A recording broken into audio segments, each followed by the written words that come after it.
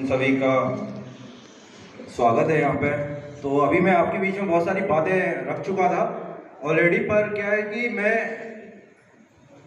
विधायक जी के सामने एक बार वो सारी समस्याओं को रखना चाहता हूँ आप लोगों के सामने, क्योंकि हम सब क्या है कि भारतवर्ष में 60% किसान है, 60% किसान है। और कोटावाग की बात करें तो कोटावाग में समथिंग 98% 99% फैमिली सारी किसान परिवार से आती है। यहाँ पर सभी किसान परिवार से हैं।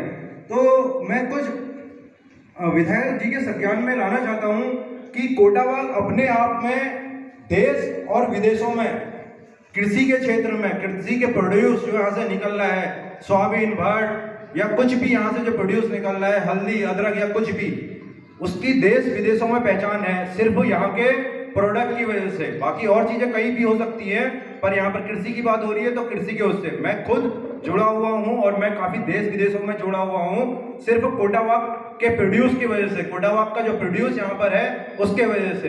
तो मेरा ये मानना है कि यहाँ पर एक बहुत ही अजीबोगरीब आठवां अजूबा एक कह सकते हैं, आठवां अजूबा एक देखने को कोटावाग में मिल रहा है। उसमें क्या है कि कोटावाग के सारे किसान हैं तो जैविक, बड़ी कंपनियों ने, बाहर की कंपनियों ने आके 14 सालों से यहाँ पर हमारे धान को स्विट्जरलैंड एक्सपोर्ट कर रही है, जर्मनी एक्सपोर्ट कर रही है, यूरोप में एक्सपोर्ट कर रही है कोटावाग के किसानों के नाम पर और कोटावाग के प्रोड्यूस को। तो मेरा विधायक जी को यह बताना चाहूंगा कि हमारी जो जमीन है, हमारी जमीन जैविक होती है, तो हमारा कोई धान जैविक नहीं होता, हमारा कोई गेहूं जैविक नहीं होता। ये बहुत बड़ी विडंबना है कि अगर हमारा धान एक्सपोर्ट हो रहा है, हमारा धान अगर जैविक के नाम पे विदेशों में जा रहा है, तो हमारा गेहूं यहाँ मंडियों में धक्के क्यों खा रहा है, हमारे यहाँ के दाल यहाँ धक्के क्यों खा रही है, हमारे यहाँ के मसाले जो है वो इधर उधर, हमारा किसान उन्हें लेके इधर उधर क्यों भटक रहा है। तो ये एक बहुत बड़ी विडंबना है जिसे इन्हें संज्ञान में लेना चाहिए। और क्योंकि एक मैं आपको एक सिंपल सा एग्जाम्पल दूं, आप लोग जितने भी यहाँ पर बैठे हुए हैं, मुझे एक सवाल है मेरा आप लोगों से कि आप लोग कितने चाहते हैं कि आपके जो बच्चे हैं वो कल के दिन में किसानी से अपना भविष्य बनाए, खेती करके अपना भविष्य बनाए? है कोई ऐसा? ईमानदारी से बताइएगा कि कोई ऐसा है कि अपने बच्चों को वो चाहता है कि किसानी करे आगे जाके? कोई है? कोई नहीं होगा। क्योंकि मैं परसों स्कूल में भी गया था, इंटर कॉलेज में, 300 बच्चों में से 4 बच्चे खड़े हुए थे। मैंने यही सवाल उन बच्चों से किया था, बच्चों में से 4 बच्चे खड़े हुए थे और उनमें से 3 बच्चों ने बोला था कि हम पार्ट टाइम करेंगे और एक ने बोला था कि हम परमानेंट करेंगे। तो ये कृषि का भविष्य है, ये कृषि का भविष्य आगे जनरेशन में कृषि तो रहेगी, पर कृषि के ऊपर काम करने वाले हाथ ही नहीं रहेंगे तो कृषि होगी कहां से? खाने वाला है वो 2 से 4 रोटी खाने लग जाएगा, पर कृषि कार्य करने वाले हाथ ही नहीं रहेंगे। वो किसलिए नहीं रहेंगे? क्योंकि हमारा किसान जो है, हमारा किसान कृषि को घाटे का सौदा मान के चल चुका है, क्योंकि जबकि ऐसा है नहीं। तो हमारे जितने भी यहाँ पर विभाग हैं या जितने भी ये सारे लोग हैं, सारे ऑफिसों में बैठ के कागजी कार्रवाई पे सब ध्यान देते हैं, फील्ड में आके कोई भी ध्यान नहीं देता है। बहुत इसे बदलना पड़ेगा। कहने का मतलब है कि अगर लोग खाना सबने, तो खाना अन्न ही है, अगर वो अन्न उगाने वाले लोग ही नहीं रहेंगे तो कैसे चल पाएगा? ये मेरी बात सही है कि गलत है? तो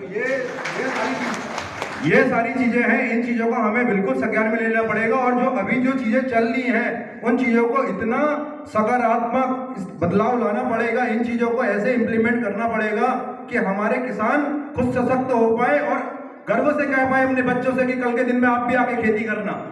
समझ पा रहे हो मेरी बात को? अगर यही कृषि के हाल रहे, यही किसानों के हाल रहे, तो आगे आने वाले टाइम में खेती की उम्मीद कोई भी मत करना। ये सारी खेती बड़े जो लोग हैं, बड़े कॉर्पोरेट कंपनियां हैं, जैसे आप पानी और दूध तो गांव में आ ही चुका है पैकेटों में बंद करके, तो ऐसे ही आपको खाना मजबूरन होके खरीदना पड़ेगा। जिस रेट में कहेंगे उस रेट में खरीदना पड़ेगा, फिर चाहे आप कुछ भी काम करो, क्योंकि खाने के बिना आप रह नहीं सकते हो। तो ये बात मैं संज्ञान में लाना चाहता हूँ। कम बातों में मैं ज़्यादा सोचता हूँ कि अगर ये संज्ञान में अगर इन बातों को लिया जाए तो बिल्कुल निश्चित बदलाव हो सकता है विधायक जी। और यूरोप यहाँ से एक्सपोर्ट हो रहा है 14 सालों से धान, ऑर्गेनिक के नाम पे झूठी क्वांटिटी दिखाई जा रही है, सब कुछ दिखाया जा रहा है। पर इन चीज़ों को हमें बिल्कुल देखना चाहिए और संज्ञान में लेना चाहिए कि हमारे कृषि आने वाला भविष्य बदलाव आ सके, आप लोग इसे ला सके। धन्यवाद। धन्यवाद आशु भाई, आपने बहुत अच्छे अपने विचार यहाँ पर रखे। अब मैं इसी क्रम को आगे, ये धान जो बाहर जाने वाली बात हो रही ना, उसमें हमारे किसान भी तो सम्मिलित हैं, दे हम ही रहे हैं, ले भी हम ही रहे हैं, तो थोड़ा सा जागरूक जाए। ये FPO एक हमारे ग्रुप बने हुए हैं, उससे एक जागृति को जगानी पड़ेगी। आपकी बात सहमत हूँ आपकी बात से। इसी क्रम को आगे बढ़ाते हुए मैं अब श्री